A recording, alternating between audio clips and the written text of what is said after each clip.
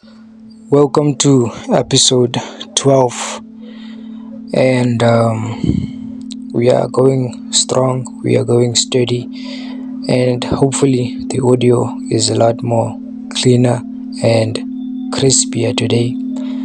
But today's topic is not too long, so I won't be lengthy with this one. I'm looking at aiming for 5 minutes, but yeah, man. So recently, I've had times where I would find myself, unconsciously imagining or rather fantasizing, romanticizing the idea of falling in love. So, yeah, you might think to yourself, why would you even think of that? Well, number one, I've never been in love. I'm currently 22, or actually, I am 21 years old. I am turning 22 this year, though. 2026, I'm turning 22. So, in all my life on this earth, I have never experienced true, genuine love with a female. Never, not even once, ever. And I don't blame that on me, or I don't blame that on anyone, or whatever, on anyhow, on any way that I was raised, or whatever. Like, I don't blame that, but I just found myself recently, romanticizing the idea of me, meeting a girl that likes me for who I am and I like her for who she is. We click, and basically the whole love story, like the whole love type story, you know what I mean? And I I became conscious exactly after I thought about that, and I ask myself, why do I romanticize this? Because you can you know when you desire something, and that type of desire is something that's deep because it doesn't feel intense, but it does feel like it's coming from a very deep place. And I had to just evaluate myself, bro. And when I sat there and I realized I've never actually been in love, you know, like I was never like someone who was, what is this, impressed by being in love, or rather, like I never even was a person to go looking for love or anything. Like I was never that type of person growing up or whatever, and therefore I never experienced that type of connection with anyone. Even though I've had solid connections with people, but I don't classify those as falling in love. So once I thought about that, the more I thought about it, consciously, I realized that deep down, I actually want that, and the more that I go on this journey, this SR journey, you obviously you gain the confidence, you gain sort of respect for yourself. You start doing like things that are genuinely improving and bettering your life. Therefore, you start to view yourself as someone worthy, someone of value. So I feel like it was a natural consequence for me to, gravitate towards me manifesting those thoughts, obviously manifesting them in the form of thoughts, because I'm now in this space, in this headspace where I see myself as a decent person, I could say. Not because like I am a millionaire or I'm the person I dream of becoming, no, but just because I have a certain level of respect for myself now, because I have said to myself that this is what I'm doing and I've stick to it. So obviously, as a consequence of that, I've gained some sort of respect for myself, yabo. And I guess I see it how like that would, then pull this internal void in my heart, I could say, this void of love, being void of a true connection with a woman, right? and it would surface because now I consider myself as a worthy, partner, for the experience, and honestly, it is not my place to like try and bypass this thing, but I wasn't trying to bypass when I was thinking about it. I was just observing, I was just being aware of what is, not that I was gonna act on it. But then I realized that it's actually a double-edged sword, because the more that I thought about it, like I'm conscious and I'm thinking about it, like I'm thinking myself, falling in love and this and that. But I've never been in love, therefore I don't know what it feels like. I don't know what people in love do, except for what we've seen in the movies where they like kiss each other, always near each other. Like I don't honestly, I don't see that as real love, so therefore, as I was thinking, things started to just change. Let me just take a look at my notes real quick just to refresh my memory.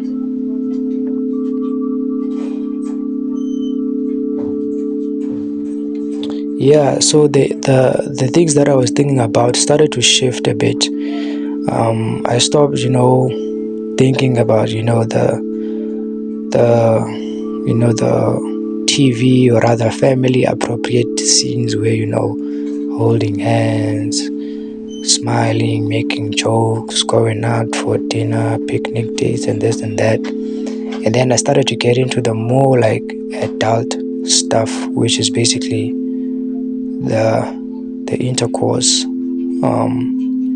And I realized, or rather, like obviously it just happens on its own, and I'm just in the state of being aware, right? So I'm just aware, and I'm letting the mind just play out these scenes in my head, and I'm just observant, and it goes on, it's like a storyline. It's telling me, it's like a crazy love story or some shit. Not crazy, but like I'm just watching it, right? And start kissing, start getting very intimate, to the point where I actually began to get aroused.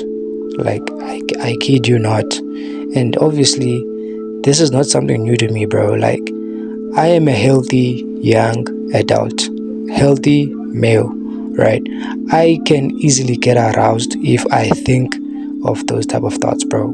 Like naturally. And that when I get aroused that way, it's like the most natural way, because it comes from internally, right?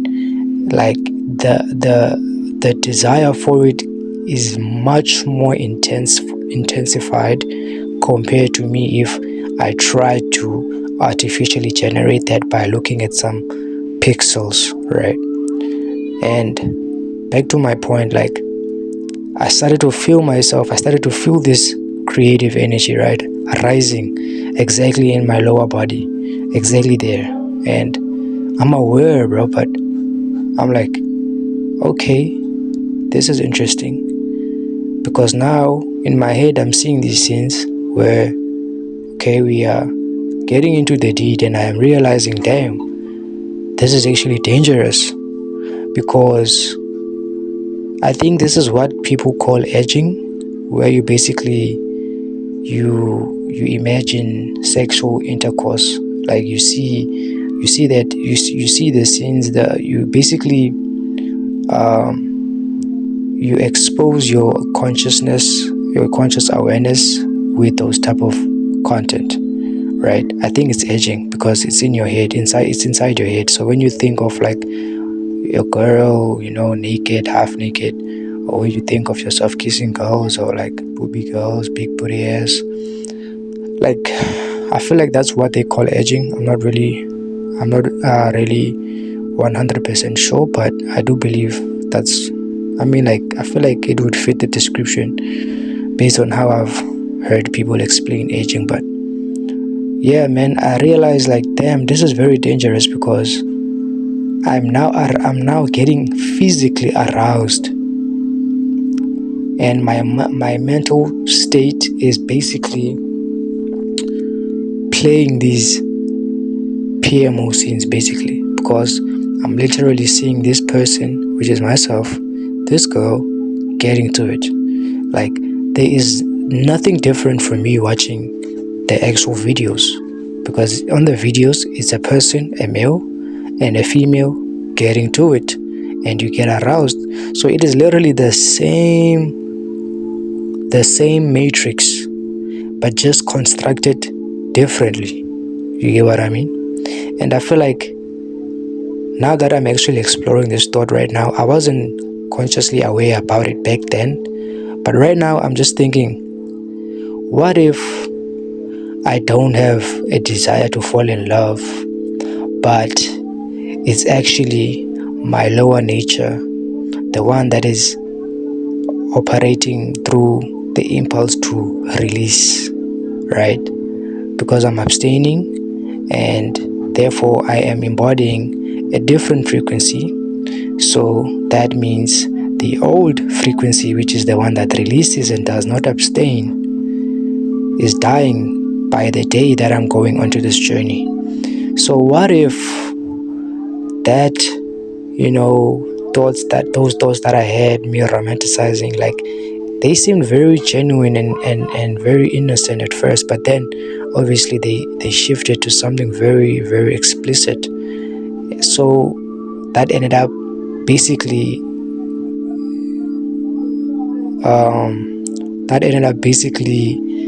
arousing me.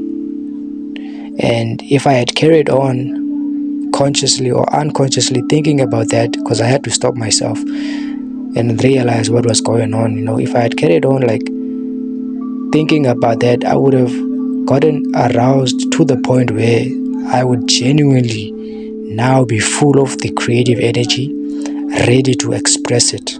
Like, literally, I would probably be in that state where it's like I'm tempted, like I got urges, like I have the crave to now do it, to now get to it, because I've built up the energy and I'm already like rock solid, if you get what I mean.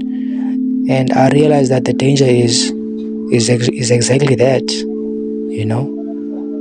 the fact that it involves a male and a female. It will always lead to that.